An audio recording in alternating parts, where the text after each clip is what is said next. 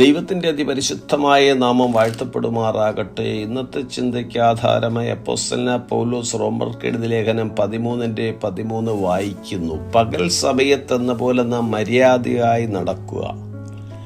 ക്രിസ്തുയേശുവിൽ ഏവർക്കും സ്നേഹവന്ദനം. വിശ്വാസി സ്നേഹത്തിൽ നടക്കേണ്ടവനും മറ്റുള്ളവരുമായി നല്ല ബന്ധം പുലർത്തേണ്ടവനുമാകുന്നു.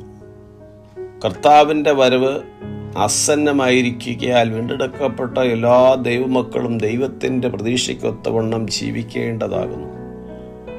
ഒരു ദൈവവൈതലിൻ്റെ ക്രിസ്തീയ ജീവിതം യേശുക്രിസ്തുവിനെ ബഹുമാനിക്കുന്ന നിലവാരത്തിലുള്ളതായിരിക്കണം. ഇരുളിൻ്റെ പ്രവൃത്തികളെ വെച്ചുകളഞ്ഞ് വെളിച്ചത്തിൻ്റെ ആയുധവർഗം ധരിച്ചുകൊള്ളുവാൻ പൗലോസ് പ്രബോധിപ്പിക്കുന്നു. ബഹുഭൂരിപക്ഷം കുറ്റകൃത്യങ്ങളും അനാശ്വാസ പ്രവർത്തനങ്ങളും ഇരുളിൽ നടക്കുന്ന പ്രവൃത്തികളാണ്.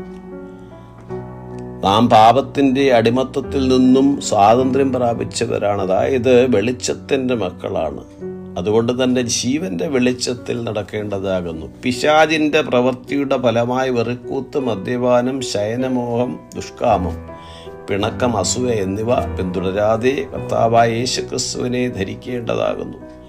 ദൈവഹിതമല്ലാത്ത അത്യാഡംബര ജീവിതവും ലഹരി ഉപയോഗങ്ങളും ലൈംഗിക അധാർമികതയും കാമവികാരങ്ങളും സഹോദരങ്ങളിടയിലുള്ള അസൂയയും പിണക്കവും ഒഴിവാക്കേണ്ടതാകുന്നു.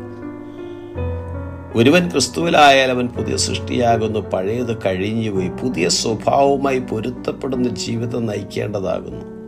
അനിന്ദ്യമായ രീതിയിൽ നമ്മുടെ കർത്താവും വീണ്ടെടുപ്പുകാരനുമായ യേശുക്രിസ്തുവിൻ്റെ നാമത്തെ മഹത്വപ്പെടുത്തുന്ന ജീവിതം നയിക്കണം.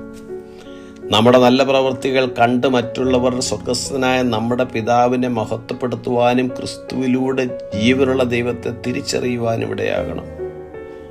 കർത്താവിന് സമർപ്പിക്കപ്പെട്ട ഒരു ജീവിതം, വിശുദ്ധിയിലും വേർപാടിലും സത്യസന്ധതയിലുമുള്ള ഒരു ജീവിതം നയിക്കുവാൻ സർവശക്തനായ ദൈവം നമ്മെ സഹായിക്കുമാറാകട്ടെ. അതെ, പകൽ സമയത്തെന്ന പോലെ നാം മര്യാദയെ നടക്കുക. വെറിക്കൂത്തുകളിലും മദ്യപാനങ്ങളിലുമല്ല, ശയനമോഹങ്ങളിലും ദുഷ്കാമങ്ങളിലുമല്ല, പിണക്കത്തിലും അസൂയയിലുമല്ല. കർത്താവായ യേശുക്രിസ്തുവിനെ തന്നെ ധരിച്ചുകൊള്ളുവാൻ നമ്മെ കർത്താവ് സഹായിക്കുമാറാകട്ടെ. ഈ വചനങ്ങളാൽ ദൈവം നമ്മെ ഏവരെയും അനുഗ്രഹിക്കും. God bless us.